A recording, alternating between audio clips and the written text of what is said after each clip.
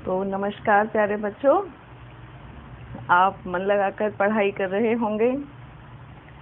अभी हमने जो व्याकरण का नया टॉपिक शुरू किया है वह है अलंकार। तो अलंकार, जैसा कि आपको याद होगा कि अलंकार का अर्थ क्या होता है। अलंकार वे गुण धर्म होते हैं जो किसी भी काव्य की शोभा को बढ़ाते हैं, अर्थात काव्य की शोभा बढ़ाने वाले गुण धर्मों को अलंकार कहते हैं। और अलंकार के मैंने कितने भेद बताए थे, यह भी आप लोगों को याद होगा।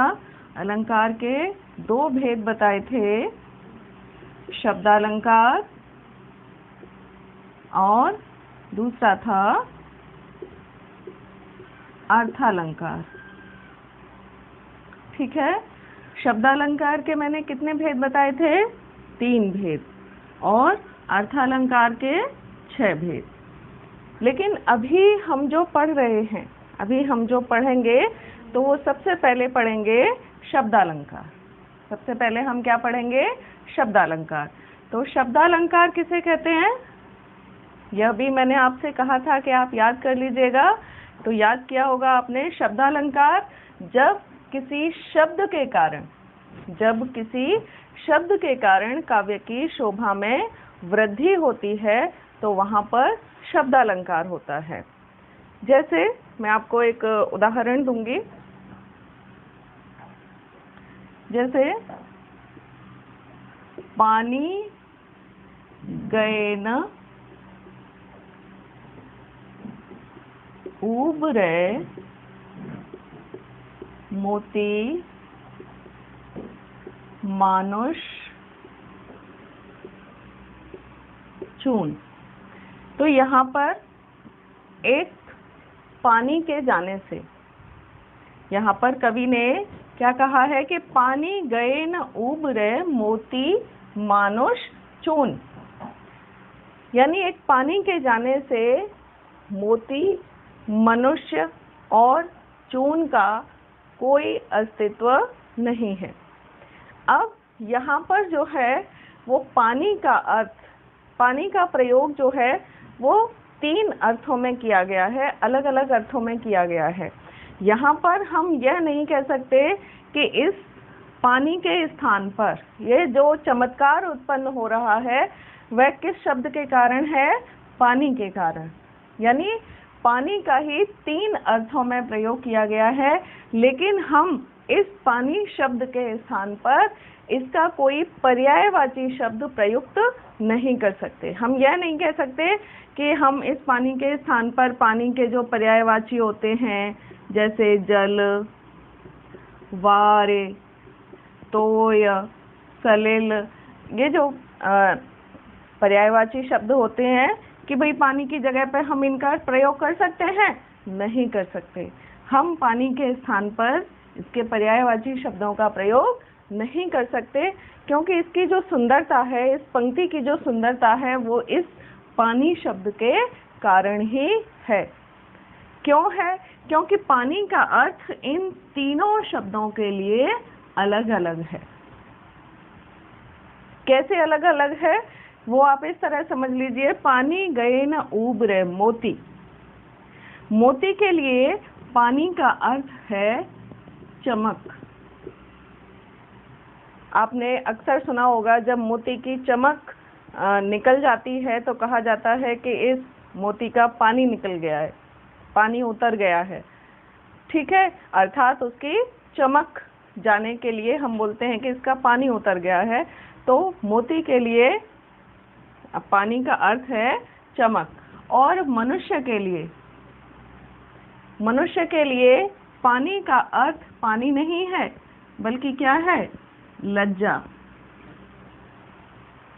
अर्थात मनुष्य के अंदर से यदि शर्म, यदि लाज समाप्त हो जाती है तो वह मनुष्य इस समाज में अपने सम्मान को खो देता है।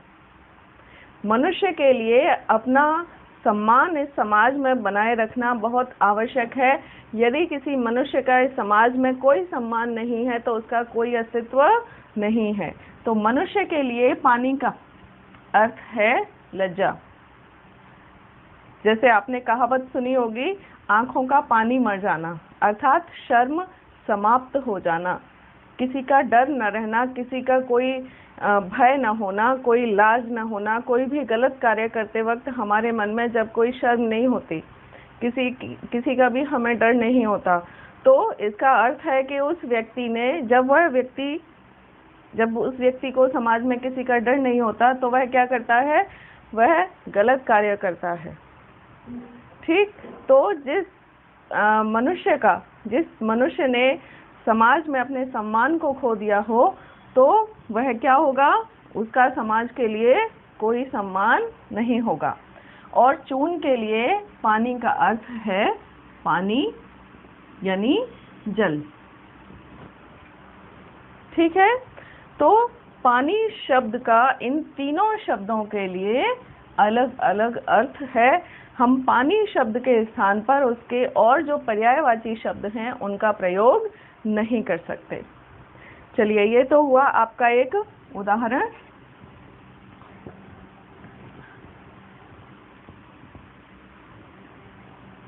अब हमने जो अलंकार के तीनों भेदों के नाम पढ़े थे हमने कल, अब हम उन्हीं को यहाँ पर एक एक करके समझ लेते हैं।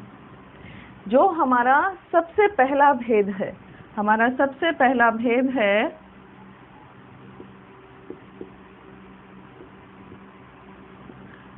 अनुप्रास अलंकार।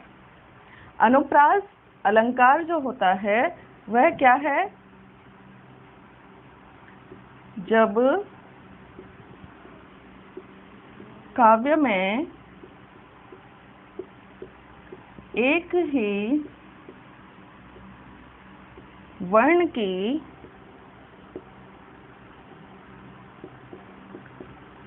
आवृत्ति होती है। आवृत्ति होती है अर्थात वह एक ही वर्ण, एक वर्ण बार बार दोहराया जाता है।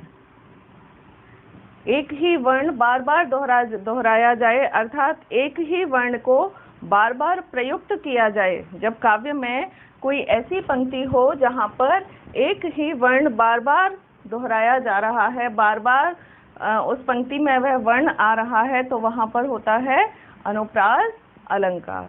जैसे इसका एक उदाहरण हम देख लेते हैं। जैसे तरने तनुजा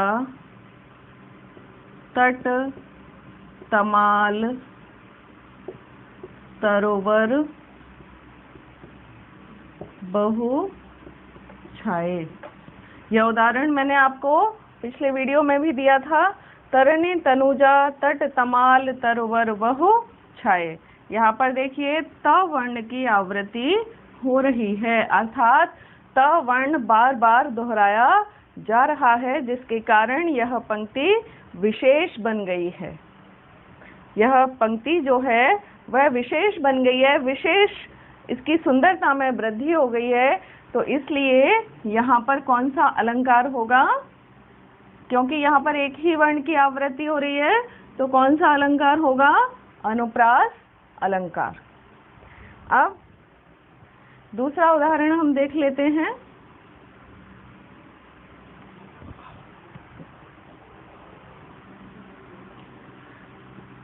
चारों चंद्र की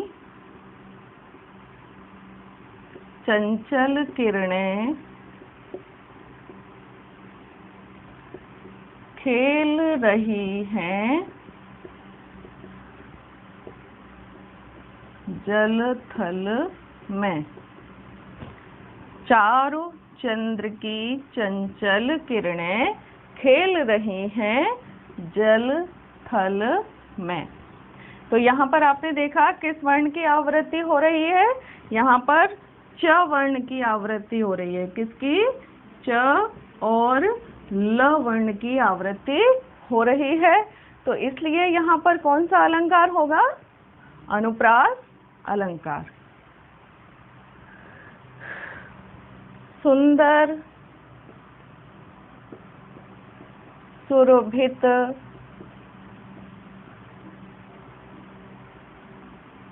सुखद, सुमन।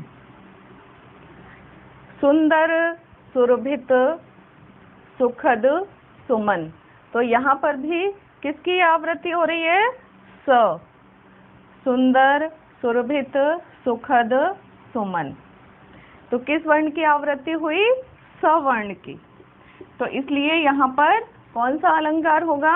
अनुप्रास अलंकार होगा, क्योंकि यहाँ पर बार बार हम देख रहे हैं कि चारों शब्दों में सवर्ण बार बार प्रयुक्त हो रहा है। तो इसको पढ़ने के बाद हमारे मन में अपने आप यह भावना आएगी कि कितनी सुंदर पंक्ति है कि एक ही पंक्ति में एक ही वर्ण की बार बार आवृत्ति हो रही है, बार बार वह वर्ण जो है वो दोहराया जा रहा है। तो इसलिए यहाँ पर कौन सा अलंकार होगा?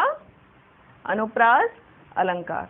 तो जहाँ पर भी इस तरह के वर्णों की आवृत्ति होती है, जो पंक्तियाँ हमें विशेष लगती हैं, किस कारण? वर्णों के कारण। याद रखिएगा, वर्ण के कारण, शब्द के कारण नहीं। तो जहाँ पर वर्णों की आवृत्ति होती है वहाँ पर अनुप्रास अलंकार होता है। तो चलिए अभी यहाँ पर इतना ही, आगे अलंकार का हम दूसरा भेद पढ़ेंगे।